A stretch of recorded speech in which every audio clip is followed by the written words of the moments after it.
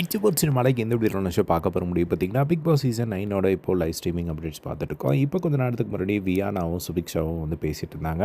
So Subiksha வந்து ரொம்பவே வந்து பயங்கரமாக இந்த கேமை பற்றி வந்து யோசிச்சுட்டே இருக்காங்க. ஸோ அவங்க வந்து இப்போது ஒரு விஷயம் வந்து வியானா கிட்ட வந்து சொன்னாங்க. ஸோ டைட்டில் வின்னர் அடிக்கிறத பற்றி வந்து ஒரு டாபிக் என்ன அப்படின்னா, இவங்க முன்னாடி, அதாவது ஹவுஸ்மேட்ஸ் முன்னாடி நான் தான் டைட்டில் வின் பண்ண போகிறேன் அப்படிங்கிற மாதிரியான ஒரு மொமெண்ட்டை வந்து நான் க்ரியேட் பண்ணணும் அப்படிங்கிற மாதிரி வந்து சொல்லிகிட்டு இருக்கேன்.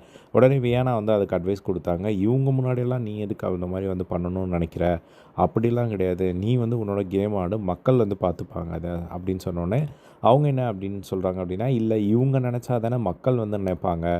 ஸோ அதனால் அதுக்கான ஏதாவது ஒரு மொமெண்ட்டை வந்து க்ரியேட் பண்ணோம் அப்படிங்கிற மாதிரி வந்து சொல்ல, அதுக்கப்புறம் வியானா சொன்னாங்க, இல்லை நீ வந்து அந்த மாதிரி ட்ரை பண்ண அப்படின்னா நீயே போய் மாட்டிப்ப, அப்படிலாம் வந்து பண்ணாத, அதுவாக நடக்கணும் எல்லாமே அப்படிங்கிற மாதிரி வந்து சொல்லிட்டு இருந்தாங்க. நீ உன் கேமை நல்லா ஆடிட்டுருக்க, நீ அதே மாதிரி ஃபாலோ பண்ணு, அதுவே போதும் அப்படிங்கிற மாதிரி வந்து சொல்லிட்டு இருந்தாங்க. அதுக்கப்புறமா வந்து இந்த வாரம் பெஸ்ட் பர்ஃபார்மரை வந்து செலக்ட் பண்ணுறதுக்கான ஒரு டிஸ்கஷன் வந்து ஸ்டார்ட் ஆகுது. அதில் வந்து பார்த்திங்கன்னா மாற்றி மாற்றி நான் உன்னை சொல்கிறேன், நீ என்ன சொல்லு அப்படிங்கிற மாதிரி இவங்க டிஸ்கஸ் பண்ணிக்கிட்டு இருக்காங்க.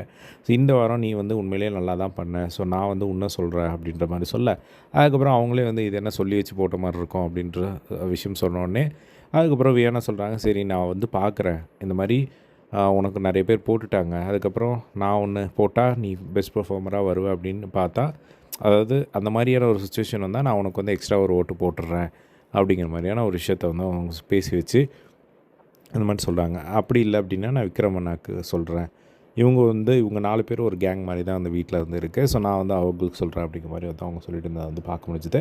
அதுக்கப்புறம் இந்த வாரம் வந்து யார் வெளியே போவாங்க அப்படிங்கிற ஒரு டிஸ்கஷன் ஸ்டார்ட் ஆச்சு. அதில் வந்து பார்த்திங்கன்னா இவங்க எல்லாருமே ஸ்ட்ராங்காக பிலீவ் பண்ணுறது வினோத் தான் வெளியே போவார்னு நினைக்கிறேன் அப்படிங்கிற மாதிரி வியானா சொல்லிக்கிட்டே இருக்காங்க.